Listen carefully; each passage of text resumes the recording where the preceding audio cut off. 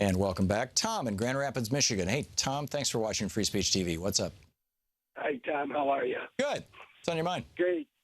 Well, I just wanted to kind of bring up, being that it was President's Day, and you were talking about Franklin Delano Roosevelt. I think there's the other Roosevelt that should get a little more recognition than he's had, and that's Teddy Roosevelt. That's right, the progressive Republican. He was. I fell into him after I read John Adams. David McCullough at the end of the book was talking about other books, and then he got me interested to read Morning on Horseback. And then from there I jumped into Edwin Morris's 3-volume Teddy Roosevelt, and then I read Doris Corn's Goodwin's Bully Pulpit, you know? Right. And I was just really amazed at how really cool and strong this guy was. Yep. And how he actually stood up to J.P. Morgan. He was what Donald Trump pretends to be. Yes. You know, the tough-speaking guy who's going to take on the entrenched powers and do it on behalf of the people. That's Donald Trump's sales pitch, and that's what all these poor Republicans think that they voted for. And instead, they've got a narcissistic billionaire.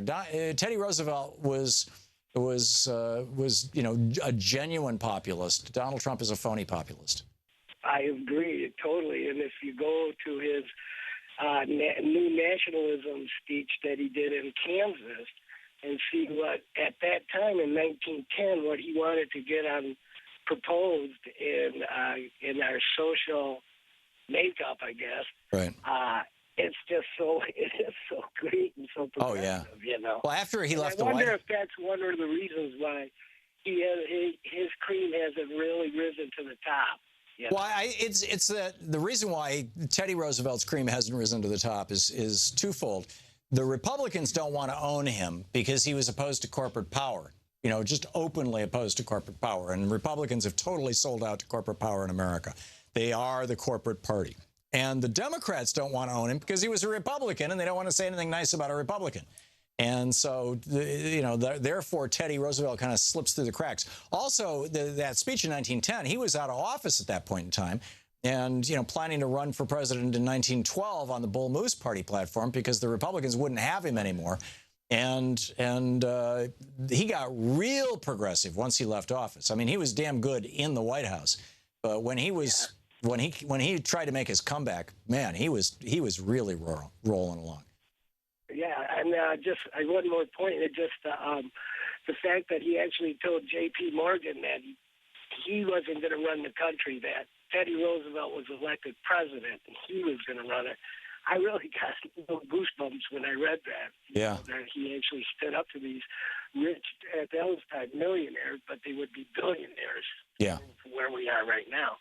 And I wish someone would take his part of his history called The River of Doubt and make that into a great movie. Because I was amazed that he went on that adventure down the Amazon after he lost the 1912 election. So, anyways, that's my 2 cents. I appreciate it. I'm glad you're on the air. Thank you for your service and all the other progressive voices that we have out there. You're quite welcome, Tom. Thanks a lot for the call. And I'll play a Teddy Roosevelt clip if I can find it here right after this break in memory of your memory of Teddy Roosevelt. Thanks, Tom. Okay, it's President's Day, and let me, here we go.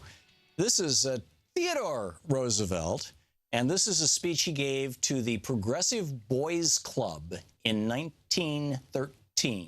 In New York City. And this was recorded by Thomas Edison, and it was on one of those wax cylinders back in the day, or maybe they were the early plastic Bakelite, I think they were making them out of.